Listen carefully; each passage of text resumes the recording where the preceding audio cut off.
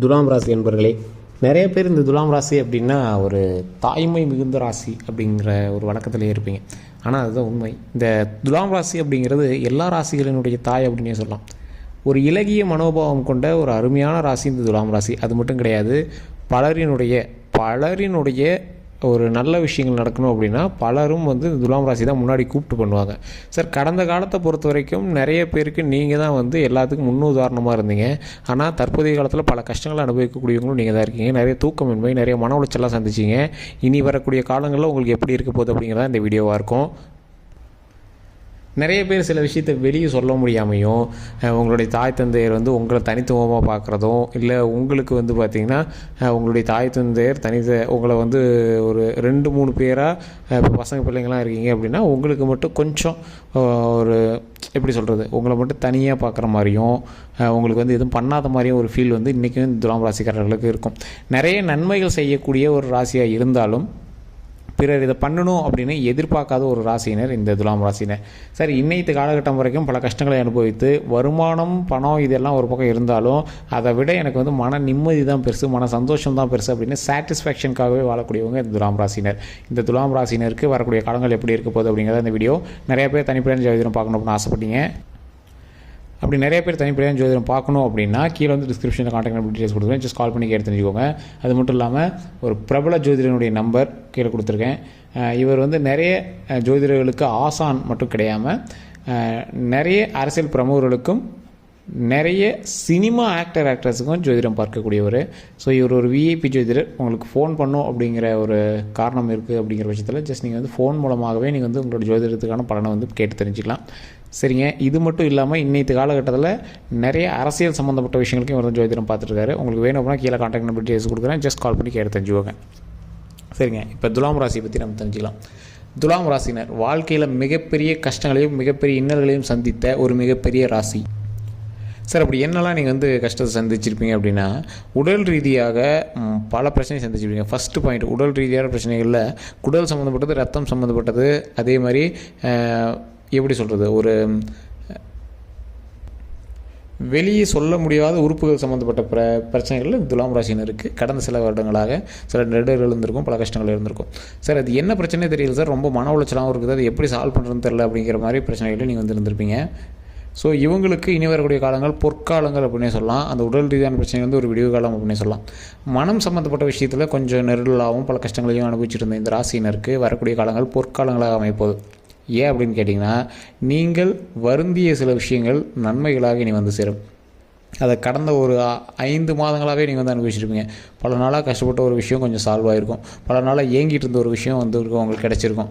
சரி, இது மட்டும் இல்லாமல் பல நாளாக நீங்கள் வந்து ஒரு விஷயத்துக்கு பார்த்துட்டு இருந்திருப்பீங்க. சரி, இப்போ குழந்தை இல்லாமல் இருக்குது, குழந்தை கிடைக்கணும் அப்படின்னு ஆசைப்பட்டிருப்பீங்க.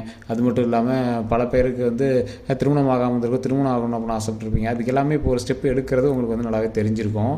அது மட்டும் கிடையாது சார், நிறைய பேர் உங்களோட லைஃப்பில் நீங்கள் வந்து ஒரு அச்சீவ்மெண்ட் பண்ணணும் சார், நீங்கள் ஒரு தொழில் சம்மந்தப்பட்ட விஷயத்தில், இல்லை குரூப் 4 குரூப் 2 இந்த மாதிரி ஏதோ ஒரு எக்ஸாம் சம்மந்தப்பட்ட விஷயத்தில், அரசு துறை வேலைகள் சம்மந்தப்பட்ட விஷயத்தில் நான் ஸ்டெப் எடுத்துருக்கு சார் அப்படிங்களா, இந்த வருடங்கள் இனி வரக்கூடிய நாட்களும் உங்களுக்கு வந்து ஒரு வரப்பிரசாதமாகவே கிடைக்கும் அப்படின்னு சொல்லலாம்.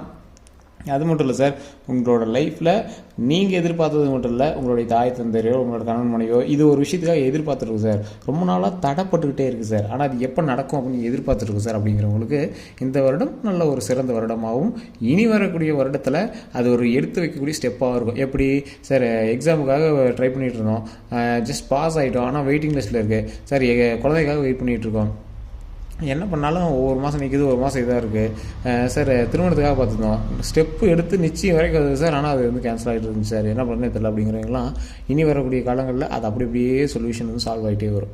ஏதாவது ஒரு சின்ன சின்ன நெருடர்கள், சின்ன சின்ன விஷயத்தினால நீங்கள் வந்து தள்ளி மறுபடியும் போட்டிருப்பீங்க. அதை எப்போ வெறுத்து போச்சுப்பா, அது என்ன பண்ணே தெரியலப்பா, அது கண்டுக்காமே இருக்குப்பா அப்படிங்கிறவங்களாம் அதுக்கான ஸ்டெப்பை எடுக்கலாம். ஏன் சார் அந்த ஸ்டெப்லாம் எடுக்கணும் அப்படின்னு பார்த்தீங்கன்னா, நீங்கள் வந்து வெறுத்து தள்ளி வைக்கிற ரேஞ்சில் தான் இப்போ இருப்பீங்க. உங்களோட குழந்தைகளுக்கு ஏதாவது ஒரு உடல் பிரச்சனை, மனப்பிரச்சனை நீங்கள் வந்து சந்திச்சிருப்பீங்க. கடந்த வருடங்களில் உங்களோட மகள்லாம் இருக்காங்க அப்படின்னா சில உடல் ரீதியான விஷயங்கள்லாம் நீங்கள் வந்து ஹாஸ்பிட்டல்லாம் போயிருந்துருப்பீங்க. அவங்களுக்கு தேவையான விஷயங்கள்லாம் நீங்களே வந்து பண்ணியிருப்பீங்க. ஸோ இந்த மாதிரி விஷயங்கள்லாம் நீங்கள் வந்து பண்ணியிருப்பீங்க. அவங்களுக்குலாம் இந்த வருடம் ஒரு சலிச்சு போயிருக்கு, என்னடா இதே வேலையை பார்த்துட்ருக்கோம் அப்படிங்கிற மாதிரி இருந்திருக்கும். மருத்துவ ரீதியான விஷயங்கள்லாம் நீங்கள் வந்து பார்த்து உங்களுக்கே சலிச்சு போயிருக்கு, என்னடா அது அப்படிங்கிற மாதிரி சலிச்சு போயிருக்கும். அவங்களுக்கு எல்லாத்துக்குமே இது மேலே எந்த ஒரு ப்ராப்ளமும் கிடையாது. தொழில் ரீதியாக வெயிட்டிங்கில் இருந்தவங்க, சார் தொழிலில் நிறைய வருமானத்துக்காக பார்த்துட்டு இருந்தோம், என்ன பண்ணாலும் ஒரே ஒரு ஸ்டேஜ்லேயே போயிட்டுருக்கு சார். எப்படி சொல்கிறது, ஒரு கடன் இப்போ ஒரு மாதம் சம்பாதிக்கிறாங்க சார், சம்பாதிக்கிறோம், அதை கடன் கட்டுறதுக்கும் அனைத்து விஷயத்தை ஓட்டுறதுக்குமே அனைத்து தேவைகளை ஓட்டுறதுக்குமே சரியாக இருக்குது. இதில் சேவிங்ஸ்னு ஒன்று வைக்க முடியல சார் அப்படிங்கிறீங்களா, இனிமேல் வந்து கொஞ்சம் கொஞ்சமாக சேவிங்ஸ் வைக்க ஆரம்பிப்பீங்க. இந்த கடன் பிரச்சனைலாம் கொஞ்சமாக சால்வ் பண்ண ஆரம்பிங்க சார். நிறைய விஷயங்களை வந்து நாங்கள் குடும்பத்துக்காகவும் ஃபேமிலிக்காகவுமே நாங்கள் வந்து சாட்டிஸ்ஃபை பண்ணிகிட்ருக்கோம், எங்களுக்குன்னு ஒன்றுமே பண்ணிக்கல சார். சார் இனிமேல் வைரமாக ஜொலிக்கக்கூடிய ஒரு நேரமாக இருக்குது. துலாமுக வைரம் அப்படிங்கிறது ஆப்டாக செட் ஆகக்கூடிய ஒரு விஷயம் அப்படின்னு சொல்லலாம்.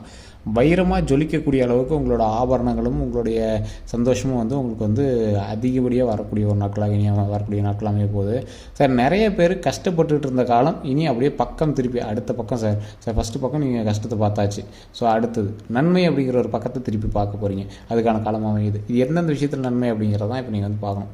ஃபஸ்ட்டு விஷயம் முன்னாடியே சொன்னது தான், குழந்தைகள் இல்லாதவங்களுக்கு குழந்தைகள் கிடையாது அதிகமான வாய்ப்பு இருக்குது. ஸோ அதை வந்து நீங்கள் ஏதாவது மருத்துவ ரீதியாக ஒரு டாக்டர் பார்க்கணும் இல்லை ஏதாவது பார்க்கணும் அப்படின்னா இப்போ நீங்கள் வந்து ஸ்டெப் எடுக்க வேண்டியதான ஒரு முக்கியமான காலகட்டத்தில் இருக்கீங்க.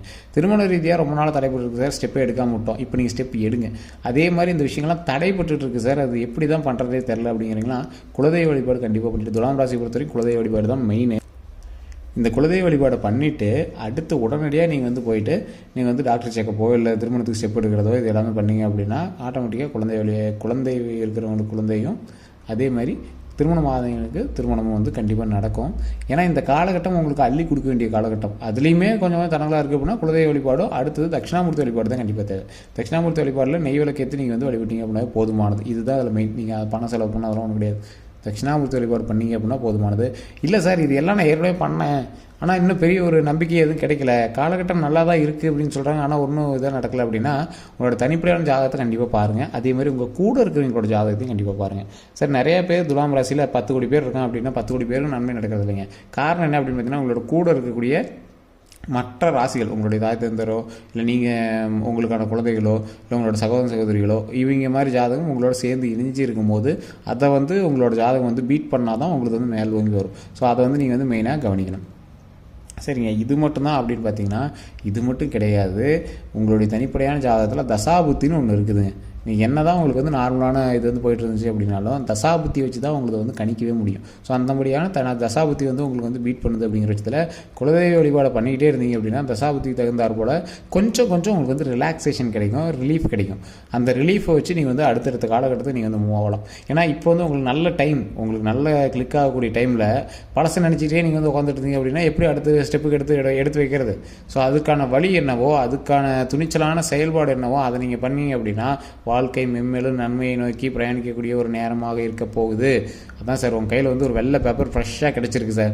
அந்த வெள்ளை பேப்பரில் நல்லதை எழுதுறது உங்களோட கையில் தான் இருக்குது. எழுதாமல் பழசை நினச்சிட்டே உட்காந்துருந்தீங்க அப்படின்னா தேவையில்லாத விஷயம்தான். ஸோ அதனால் இனி வரக்கூடிய காலங்களில் நீங்கள் வந்து மகிழ்ச்சியாக இருக்கணும் அப்படிங்கிற ஒரு விஷயத்தை மட்டும் மைண்டில் வச்சுக்கிட்டு அதற்கான ஸ்டெப்பை மட்டும் எடுத்தீங்க அப்படின்னா அந்த வெள்ளை பேப்பர் ஃபுல்லாக கவிதைகளாகவும் ஒரு வண்ண ஓவியமாகவும் அடுத்து வரக்கூடிய உங்களோட ஹிஸ்ட்ரி, அடுத்து வரக்கூடிய உங்களோட ஃப்யூச்சரை ஒரு ஹிஸ்டோரிக்கலாக மாற்ற வேண்டிய விஷயமும் உங்களுடைய அந்த வெள்ளை பேப்பரில் தான் இருக்குது. அந்த பேனா அப்படிங்கிற உங்களுடைய வாழ்க்கையை வச்சு அதில் அழகாக வந்து எழுதுங்க. அடுத்து வரக்கூடிய வாழ்க்கை ஒரு பொற்காலமாக உங்களுக்கு வந்து அமையுங்க சார். கடந்த காலத்தை கம்பேர் பண்ணும்போது ஒரு 3 மாதம் உங்களுக்கு ரிலாக்ஸேஷன் தெரிஞ்சிருக்கும். அந்த 3 மாதத்தை கம்பேர் பண்ணும்போது இனி வரக்கூடிய காலங்கள் சூப்பர் அப்படிங்கிற மாதிரி இருக்கும். அந்த காலகட்டத்தை நீங்கள் என்ன பண்ணணும், அழகாக உங்களுக்கு தகுந்த மாதிரி வடிவமைச்சிக்கணும் சார். வருமானம்லாம் வரதுக்கான வாய்ப்புகள்லாம் இருக்குது, நீங்கள் ஸ்டெப் எடுக்கலை அப்படிங்கிறது தான் இன்னைக்கு காலகட்டத்தில் உங்களுக்கு உண்மை. 3 மாத காலமாக உங்களுக்கு ஓரளவுக்கு நன்மைக்கான நேரம் தான். அதை நன்மையாக எப்படி மாற்றிக்கணும் அப்படிங்கிறது உங்களுடைய குணாதிசயத்தை பொறுத்து தான் இருக்குதுங்க. ஏன்னா ஒருத்தர் வந்து லாட்ரி அடிக்க வேண்டிய நேரத்தில் அது எதுக்கு அப்படின்னு தூக்கி போகிறதெல்லாம் ஒரு கிரக அமைப்பு அப்படின்னு சொல்லலாம். கூட இருக்க வேண்டிய ராசி வந்து தட்டி போகிறதுக்கான வாய்ப்புகள்னு சொல்லலாம். இன்றைக்குமே நீங்கள் வந்து தனியாக தொழில் பண்ணலான்னு கூட நினச்சிருப்பீங்க, உங்களோட ஃபேமிலி விட்டுருக்க மாட்டாங்க. ஒரு இடத்துக்கு வேலைக்கு போகலான்னு நினச்சிருப்பீங்க, உங்களோட ஃபேமிலி விட்டுருக்க மாட்டாங்க. ஏதோ ஒரு இடத்த நீங்கள் வந்து சரி பண்ணலாம்னு நினச்சிப்பீங்க, உங்களோட நண்பர்களோ இல்லை ஃபேமிலியோ அது வந்து தடையாக இருந்திருப்பாங்க. ஸோ இந்த மாதிரி நிறைய காரியங்களும் உங்களுக்கு வந்து தட்டி கழிச்சது தான் அதிகமாக இருக்கும். ஏன்னா ஒரு 3 மாதத்துலேருந்து உங்களுக்கு ஓரளவுக்கு பக்காவாக ரெடி ஆகிட்டு தான் வருதுங்க. அதையுமே நீங்கள் வந்து ஸ்கிப் பண்ணிவிட்டு விட்றாதீங்க. அதேமாதிரி நிறைய வருமானம் போட்டு பரவாயில்ல நல்ல நேரமாக தான் இருக்குது, நிறைய வருமானம் போட்டு பண்ணுறது, நம்பாமல் யாரோ ஒருத்தனே தெரியாமல் அவன்கிட்ட போய் இன்வெஸ்ட் பண்ணி அவன்கிட்ட மாட்டிட்டு முடிக்கிறதெல்லாம் வச்சுக்காதீங்க. அது தேவையில்லாத ஒன்றாகவும் இருக்குது.